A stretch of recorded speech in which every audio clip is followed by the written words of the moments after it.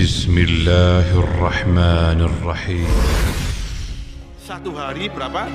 24 jam di dunia ini. Satu hari 24 jam. Tapi di akhirat satu hari itu miqdaruhu alfasanatin mimman ta'udun kata. Hitungannya satu hari di akhirat itu 1000 tahun di dunia. Kita bisa bayangkan, Bu, ya. Nanti di pada mahsyar itu, ya, Masya Allah itu. Semua manusia berkumpul di pada mahsyar. Yang namanya matahari itu pas di atas bumbunan kita. Panasnya luar biasa. Ya. Terus kita menunggu hisab. Lamanya luar biasa. Berapa tadi? Satu hari berapa? 1000 tahun. Kita bisa bayangkan itu. Nunggunya lama sekali. Hingga kemudian ada orang yang enggak betah nunggunya, ridho dia itu masuk neraka.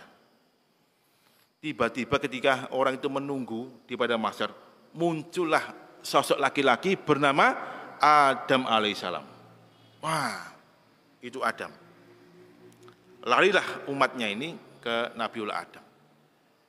Berkata, ya Adam, anta abul bashar.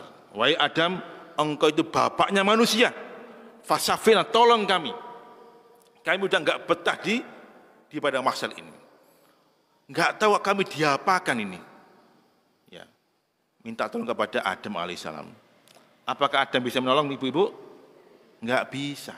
Kata beliau, nafsi ngampun bule dewe-dewe urusani. Hari ini saya berhadapan dengan hisabnya Allah Subhanahu wa taala. Mempertanggungjawabkan kezalimanku, dosaku di hadapan Allah Subhanahu wa taala. Apa dosa Adam, ibu-ibu? Memakan buah khuldi.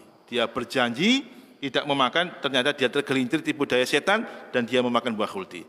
Hari itu dia bertanggungjawabkan dosanya di hadapan Allah Subhanahu wa taala. Terus kepada siapa ya Adam kami minta pertolongan? Izhabu ilan Nuh. Pergilah kamu ke Nuh. Nah, akhirnya ini orang ini ya pergi ke Nuh. Ya, kayak orang kebingungan, Pak, Bu, ya. Melayu ke Nuh. Ya Nuh, fasafi'na, tolonglah kami ya Nuh. Kami bingung di sini. Mau diapakan kita ini? Lama kita menunggu. Tolong kami. Apakah Nuh bisa menolong? Enggak bisa. Nafsi kata Nuh. Urusannya udah dewe-dewe. Aku enggak bisa menolong. Karena aku sedang mempertanggungjawabkan dosaku di hadapan Allah. Karena aku tidak mampu menjadi suami yang baik. Menjadi ayah yang baik. Anakku Kan'an dan istriku melawan dakwaku. Aku pertanggungjawabkan hal ini kepada Allah Subhanahu wa taala. Makanya hati-hati, anak-anak kita itu menjadi tanggung jawab kita. Suami istri kita pun juga demikian. Ya. Kalau kita kepingin mlebu swarga bareng-bareng, ayo jadikan rumah tangga kita seperti rumah tangga masjid, ya, yang pondasinya keimanan. Insya Allah kalau bapaknya soleh, ibunya solehah, anak-anak qurratul uyun, ya, nanti akan Allah pertemukan di surga. Ya, walladzina amanu wa tabatum dzurriyyatum biiman alhaqna bihim dzurriyyatum. Orang tua yang beriman, anak cucu yang juga beriman, alhaqna dzurriyyatum. Kami pertemukan mereka di surga. Nah, itu kan. Makanya, ya Nuh, kepada siapa kami minta tolong lagi? Izhabu ila Ibrahim, fahuwa khalilur rahman, katanya. Pergilah kamu kepada Ibrahim, dialah kekasih Allah Subhanahu wa taala. Maka berbondong-bondonglah manusia ini kepada Ibrahim. Ya Ibrahim, anta khalilur rahman. Wahai Ibrahim, Anda ini adalah khalilur rahman, kekasih Allah Subhanahu wa taala. Fasafi'na, beri kami syafaat, tolonglah kami. Ibrahim bisa menjawab, bisa menolong Bapak Ibu, Ibu-ibu? Enggak bisa juga. Ngampunten Bu, Mbah, nggih. Dalam boten saged nulung nafsi dewe-dewe urusan ini. Karena aku pun juga mempertanggungjawabkan dosaku di hadapan Allah. Apa dosa Ibrahim, Bapak Ibu-ibu? Dia berbohong. Apa bohongnya Ibrahim waktu itu? Dia berbohong di hadapan Raja Namrud yang menghancurkan berhala-berhala kecil itu adalah berhala besar. Ini kebohongan Ibrahim.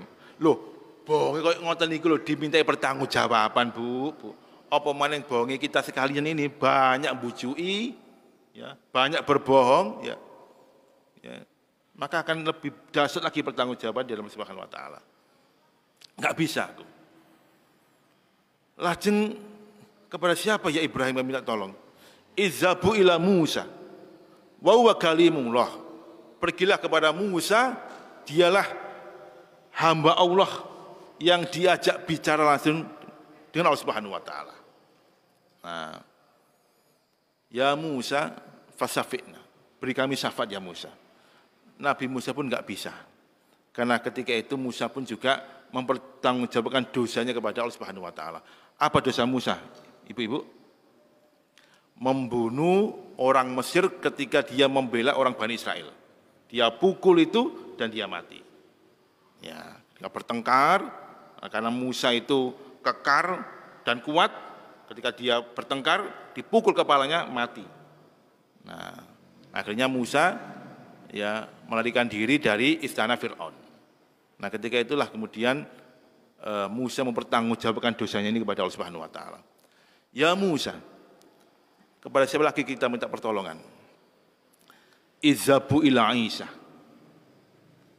ibnu Maryam. Minta tolonglah kamu kepada Isa putra Maryam. Isa pun enggak bisa menolong. Rasulullah tidak menyebut apa alasannya. Tapi Isa pun mengatakan, izhabu ila Muhammad wa huwal khatimul anbiya wal mursalin. Pergilah kamu kepada Muhammad, dialah penutup nabi dan para rasul.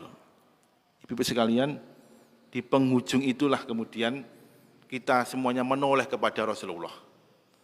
Belum sampai kaki kita melangkah menuju Rasulullah, Rasul tersenyum dan mengatakan, ha ana,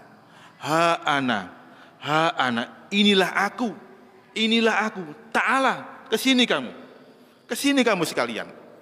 Rindunya Rasulullah memuncak dan bertemu dengan kita. Dan kita pun diajak untuk meminum telaga Rasulullah. Ha ana, inilah telagaku, minumlah kamu telagaku itu. Jamaah rahimakumullah, dan kita pun nanti ya orang-orang yang beriman kepada Allah dan Rasulnya dipersilakan minum telaga beliau. Rasul tersenyum bahagia karena bertemu kita sekalian. Coba kita bisa bayangkan bagaimana nanti kita bertemu dengan Kanjeng Nabi, melihat wajahnya, kemudian memanggil-manggil kita, kesini kamu, minum telagaku ini. Kita bisa bayangkan jamaah rahimakumullah. Jadi di akhirat kelak kita diperoleh